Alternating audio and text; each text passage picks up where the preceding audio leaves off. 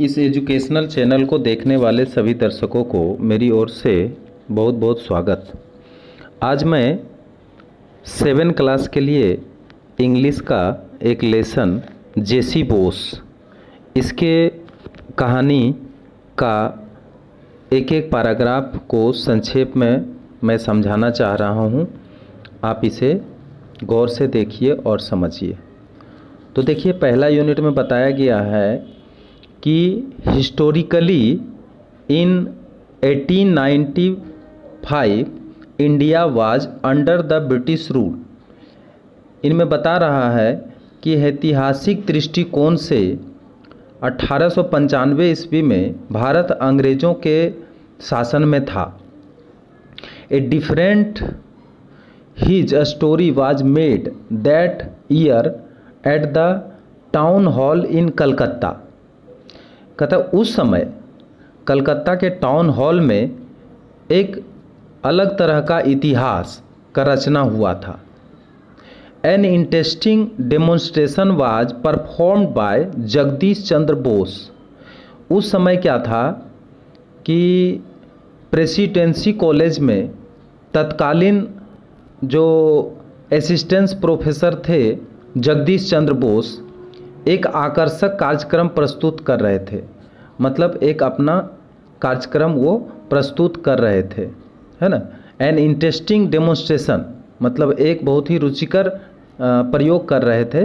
Was performed by Jagdish Chandra Bose as president an assistant professor of Presidency College में।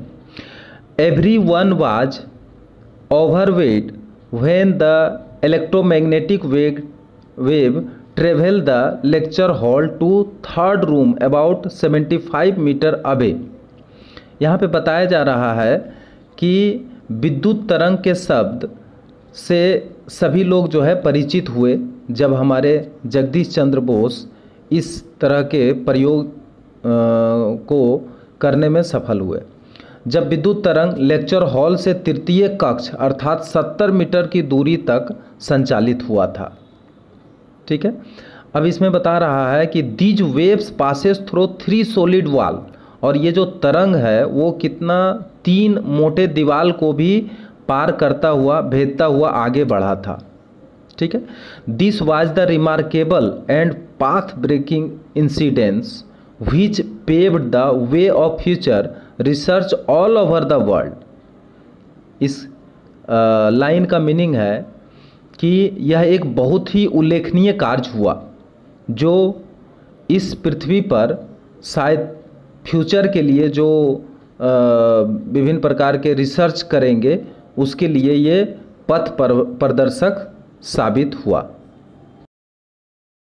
दूसरा paragraph देखिए कि जगदीश चंद्र बोस यानी J C Bose born on 13 November 1858 at Bikrampur now Munshiganj district of Bangladesh. तो यहाँ पे बताया गया है कि जगदीश चंद्र बोस का जन्म 30 नवंबर 1858 ईस्वी में बिक्रमपुर में हुआ था, जो आज या अभी बांग्लादेश के मुंशीगंज जिला में है। Jagdish Chandra Bose was a man of diverse talent. कहने का मतलब कि जगदीश चंद्र बोस जो थे वो बहुमुखी प्रतिभाशाली व्यक्ति थे, यानी डाइवर्स टैलेंट, उनके पास डाइवर्स टैलेंट थे। A physicist, a biologist, botanist as well as a writer of science fiction. इस लाइन में कहा गया है कि वे भौतिक शास्त्र, जीव विज्ञानी और वनस्पति शास्त्र के ज्ञाता भी थे और वैज्ञानिक साहित्य के लेखक भी वही थे। ठीक है, his father Bhagwan Chandra Bose was a leader of the Brahmo समाज।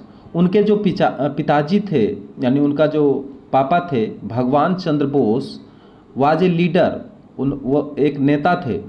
किनका?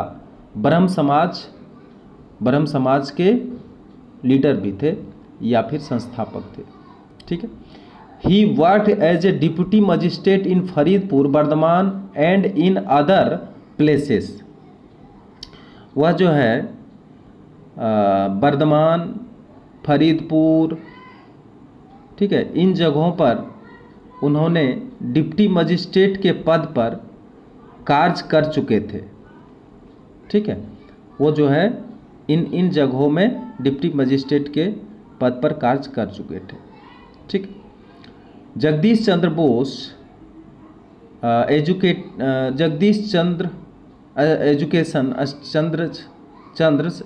Education started in Vernacular school because his father believed that one must know one's mother tongue before learning any other language।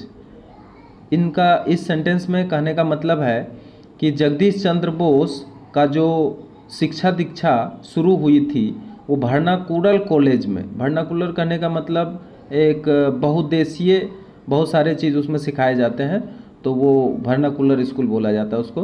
तो बहुउद्देशीय बंगला स्कूल में उनका शिक्षा दीक्षा प्रारंभ हुई और उनके पिताजी का मानना था कि किसी के लिए भी अन्य भाषा सीखने से पहले, दूसरी भाषा सीखने से पहले सबसे पहले उनको अपनी मातृभाषा को सीखना आवश्यक है। ठीक है, क्योंकि यहाँ पे उन्होंने बताया है कि उनका ये मानना था, believe, his father believe that one must know one's mother language before learning any other language. माने दूसरा लैंग्वेज सीखने के पहले अपनी मातृभाषा पर उनका पकड़ होना बहुत ही जरूरी है। Beside one of should know one's own people speaking at the Bikrampur conference in 1915, Bose said. तो बोस जी ने उनका जो पिता थे उन्होंने बताया कि उनके अतिरिक्त किसी को भी अपने आस पड़ोस के लोगों को भी जानना चाहिए, यानी अपना भाषा सीखना चाहिए सबसे पहले और अपने आस पड़ोस के लोगों पर भी उसके बारे में जानना चाहिए। इन्होंने किस सम्मेलन में कहा था? तो 1915 में एक बिक्रमपुर सम्मेलन हुआ था, उसी द्रव्यमान में बोस ने ये बातें बताई। नेक्स्ट पैराग्राफ देखिए। एट दैट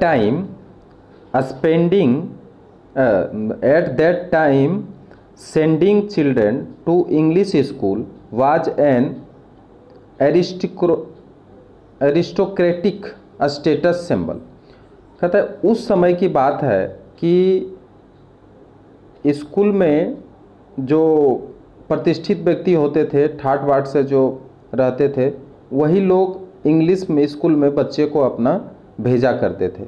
यानी वो एक सिंबल था कि हम ठाट बाट से रहते हैं और मेरे पास बहुत सारे संपत्तियां हैं, संभ्रांत हैं, इसलिए हम इंग्लिश स्कूल में अपने बच्चों को पढ़ाते थे। परंतु इनको तो एक साधारण वर्नाकुलर स्कूल में भेजा गया था। In this vernacular school to which I was sent, परंतु हमें तो एक बहुउद्देशीय बंगला स्कूल में भेजा गया था। The son of Muslim attendant of my father set on my right side. ये इन्होंने इस सेंटेंस में बता रहे हैं कि मेरे जो पिताजी हैं उनके जो चपरासी है, मुस्लिम चपरासी, उनका लड़का जो है मेरे राइट साइड माने मेरे दाहिनी ओर बैठा करते थे। And the son of the fisherman set on my left, और जो मछुआरा का लड़का है वो हमारे लेफ्ट साइड में बैठा करते थे पढ़ते समय। दे वेयर माई प्लेमेट, वे लोग जो क्या थे, मेरे खेल का भी साथी थे। I listened spellbound to their stories of birds, animals and aquatic creatures. कहता है कि मैं बहुत ही ध्यानपूर्वक एकाग्रचित होकर स्पेल बाउंड मतलब एकाग्रचित होकर टू देयर स्टोरी, किनका, बर्ड्स का जो किलकारी होता है वो सुनते थे, एनिमल का आवाज़ सुनते थे, और एक्वेटिक क्रिएचर को भी बहुत ध्यान से हम देखते थे और सुनते थे। ठीक है, और अपने माइंड को उसी के अनुरूप क्या किए, तो अपने खोज में माने प्रकृति के खोज के लिए उन्होंने अपने माइंड को इस रूप में विकसित किए। When I returned home from school accompanied by my school fellows, जब हम घर लौटते थे अपने साथियों के साथ, तो my mother welcomed and fed all of us without discrimination। Discrimination मतलब यहाँ पे हुआ बिना भेदभाव के। तो यहाँ पे कह रहा था कि when I returned, जब हम लोग घर लौटते थे फ्रॉम स्कूल से, accompanied by my school fellows, जो हमारे साथी लोग हैं उसके साथ जब हम घर लौटते थे, तो मेरी माँ my mother welcomes बहुत स्वागत करती थी, and fed all of us without discrimination, और हम लोगों को खिलाती थी बिना किसी भेदभाव के।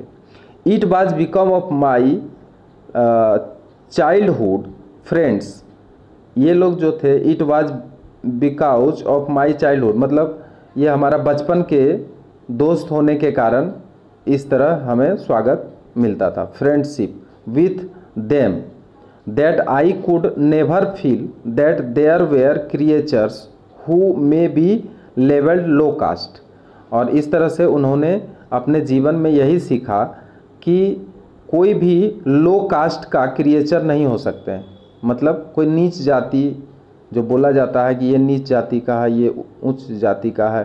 तो उन्होंने अपने बचपन में जिस तरह से वो अपना जीवन व्यतीत किया, उसमें उन्हें कभी भी ऐसा नहीं लगा कि कोई नीच जाति के भी हो सकते हैं।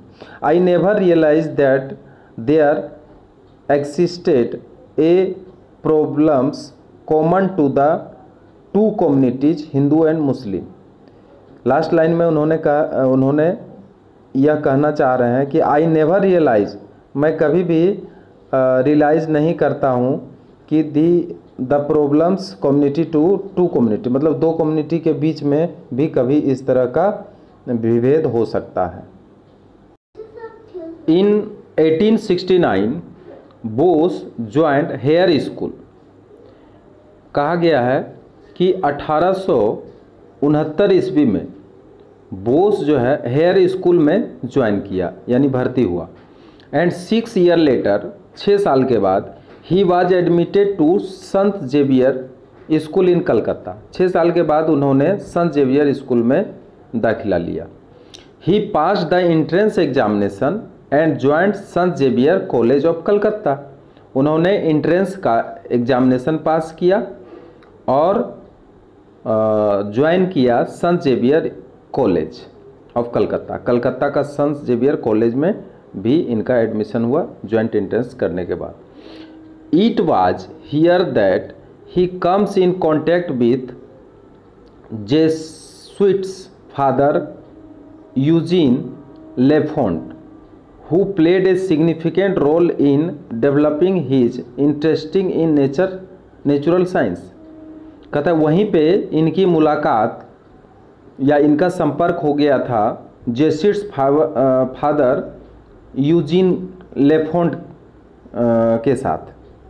ठीक है, उनकी मुलाकात हुई। Who played a significance role मतलब वो इनको नेचर साइंस मतलब प्राकृतिक विज्ञान के प्रति रुचि में इनका बहुत ही योगदान था, यानी इनको नेचर साइंस में रुचि जगाने के लिए इनका जो है बहुत बड़ा योगदान था। Later Bose went to England, बाद में क्या हुआ, बोस इंग्लैंड चले गए and secure admission in Christ college, और क्राइस्ट कॉलेज जो कैम्ब्रिज विद्यालय का है उसमें इन्होंने एडमिशन लिया टू स्टडी नेचुरल साइंस मतलब प्राकृतिक विज्ञान का अध्ययन करने के लिए इन्होंने फिर एडमिशन लिया क्राइस्ट कॉलेज में। In 1884 he received the Natural Science Tripos। 1984 ईस्वी में इनको प्राकृतिक विज्ञान में वृत्ति भी प्राप्त हुए from the university of Cambridge. Cambridge university के तरफ से इनको नेचुरल साइंस में वृत्ति भी मिले, छात्रवृत्ति भी मिले। And A BSc degree from the university of London, और बीएससी का भी उपाधि इनको मिला लंदन यूनिवर्सिटी की ओर से। The following year Bose joint presidency college as officiating professor of physics. कहता है अगले वर्ष बोस क्या किए, ज्वाइन कर लिए प्रेसिडेंसी कॉलेज में एक ऑफिशिएटिंग प्रोफेसर ऑफ फिजिक्स, मतलब भौतिक शास्त्र के प्रोफेसर के रूप में, ऑफिशिएटिंग प्रोफेसर के रूप में उन्होंने ज्वाइन कर लिए। But he was not provided facility of research, लेकिन वहाँ पे उन्हें रिसर्च करने की सुविधा उसे नहीं मिला, है ना। But he was not provide facility of research, परंतु उनको रिसर्च करने की सुविधा वहाँ पे नहीं मिले। He was also offered lower salary then his European colleague.